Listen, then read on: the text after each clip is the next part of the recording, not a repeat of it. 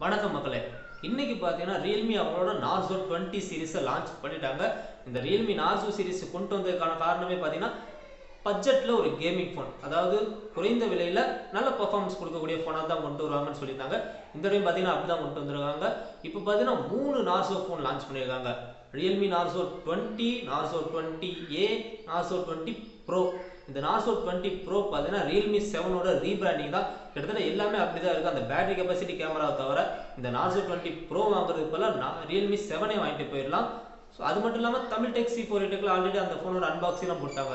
So நம்ம இந்த வீடியோவில் Narzo 20 and 20A பற்றி மட்டும் பார்க்கலாம். ஏன்னா இந்த ரெண்டு ஃபோன்ஸ் தான் 10,000 ரூபாய்க்கு ஒரு பெஸ்ட்டான கேமிங் ஃபோன்ஸாக இருக்குது. ஃபஸ்ட்டு Narzo 20 பற்றி மட்டும் பார்க்கலாம்.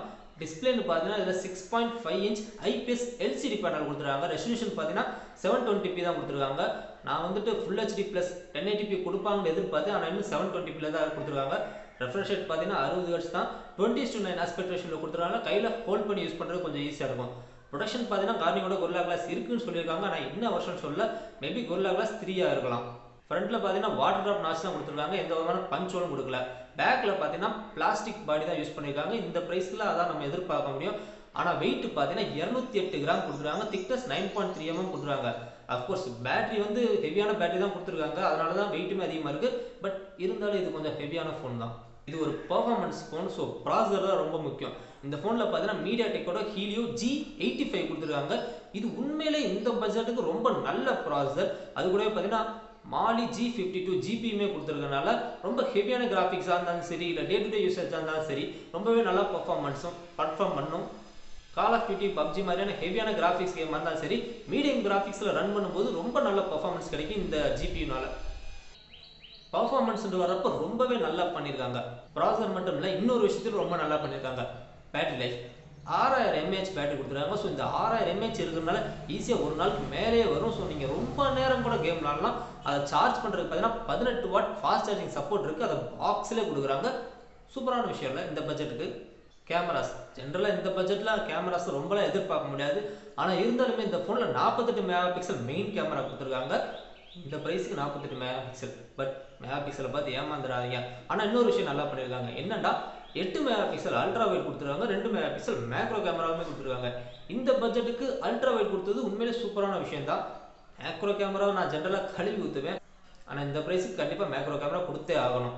செல்ஃபின்னு வரப்போ 8 மெகா பிக்சல் செல்ஃபி இருக்குது. வீடியோ கெப்பாசிட்டி வரப்போ 1080p வரைக்குமான வீடியோ கெப்பாசிட்டி எடுத்துக்க முடியும்.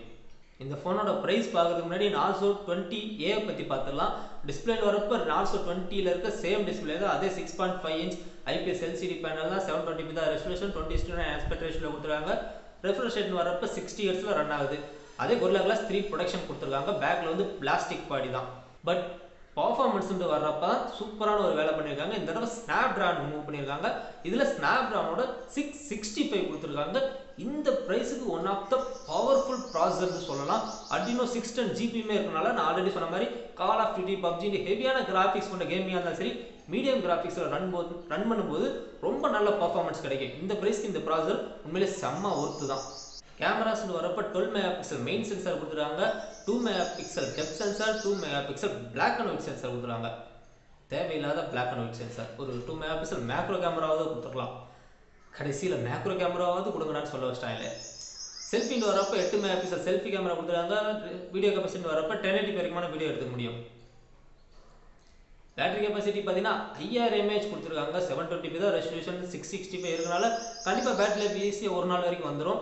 ஆனால் சார்ஜர் பார்த்தீங்கன்னா வெறும் 10 வாட் சார்ஜர் தான் கொடுத்துருக்காங்க. எந்த விதமான ஃபாஸ்ட் சார்ஜிங் சப்போர்ட்டும் கிடையாது.